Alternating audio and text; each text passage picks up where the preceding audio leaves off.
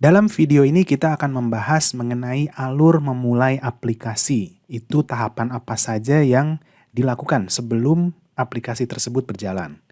Video ini direkam berdasarkan studi kasus dari aplikasi marketplace Magic X. Yang pertama, urutan eksekusinya adalah update lokal. Update yang bisa dilakukan tanpa permintaan HTTP ke server. Kemudian, update yang dilakukan dengan cara membandingkan kondisi existing dengan binari aplikasi yang ada di mesin lokal. Kemudian bisa menggunakan form dari kelas processing form net, karena update lokal ini sifatnya hanya pemberitahuan ke user. Tidak ada input atau variabel lain yang diminta kepada user. Gunanya update lokal ini adalah untuk meng-honor binari yang sudah ada di mesin lokal. Jadi, binary-nya sudah ada di mesin lokal, kalau tidak diupdate, tidak dilengkapi, sayang banget. Contohnya adalah update struktur database yang ada di penyimpanan dibandingkan dengan struktur yang ada di binary aplikasi. Misalnya, struktur database yang disimpan itu adalah versi 1. Lalu yang ada dicatat di binary aplikasi adalah versi 2. Maka dilakukan update lokal terhadap struktur database ini. Yang kedua adalah proses licensing. Mengecek apakah license yang digunakan oleh user untuk aplikasi tersebut valid atau tidak.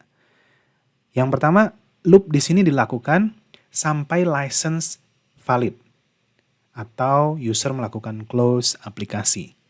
Kalau license tidak valid, ya permintaan license terus dilakukan.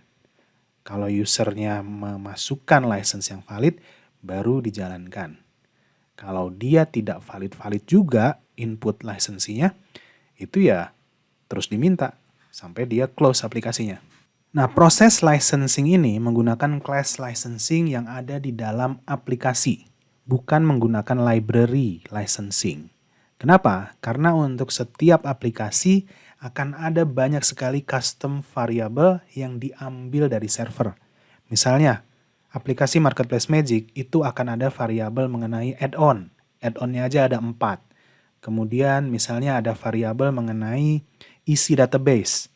Database lokasi, database message, itu akan ada update dari server. Beda halnya dengan aplikasi yang lain. Misalnya Winning Wonders itu tidak ada database, lokasi, ataupun message. Jadi di sini class licensingnya harus custom dari aplikasi tersebut. Lalu yang ketiga adalah menggunakan form licensing atau registration khusus atau custom dari aplikasi yang bersangkutan. Tidak menggunakan processing form net, karena processing form net ini sifatnya kan hanya memberitahu user. Sedangkan registration ini nanti akan meminta input dari user, misalnya input email dan license key. Urutan eksekusi yang ketiga adalah check update remote. Ini dilakukan setelah licensing karena mempertimbangkan hanya license yang valid yang bisa meminta data ke server.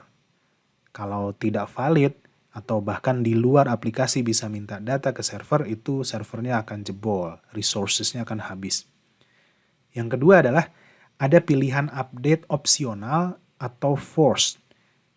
Jika forced, maka loop di sini sampai melakukan update atau user melakukan close aplikasi. Jadi ada update tidak terlalu urgent, tapi ada juga update yang sifatnya itu urgent, jadi si aplikasi harus diupdate. Contohnya jika terkait dengan database, struktur database itu biasanya penting, jadi harus forced. Lalu yang ketiga, bisa menggunakan library auto update net, karena variabel yang digunakan hampir mirip untuk semua aplikasi. Tidak ada proses meminta data dari user. Lalu yang berikutnya bisa menggunakan form dari class processing form net. Karena di sini check update sifatnya hanya pemberitahuan, tidak meminta data atau input dari user. Check update remote ini meliputi binary dan isi database.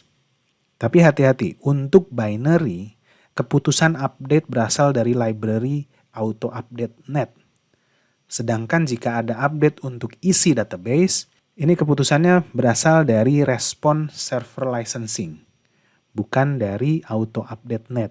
Karena auto update net ini universal, hanya variabel itu saja yang diperhatikan. Sementara jika ada variabel yang custom, itu adanya dari response server licensing. Nah, jika ada update binary, ini pasti akan kembali ke tahap urutan eksekusi yang nomor pertama tadi di depan. Kemudian yang kedua baru masuk lagi ke yang ketiga sekarang. Begitu seterusnya. Jika ada update setiap detik, pasti akan seperti itu. Tapi kan tidak mungkin update dilakukan setiap detik ya. Jadi setelah update dia akan melakukan pembersihan dari tahap urutan eksekusi pertama, kedua, sampai yang terakhir. Termasuk update struktur database sesuai binary update yang pertama tadi.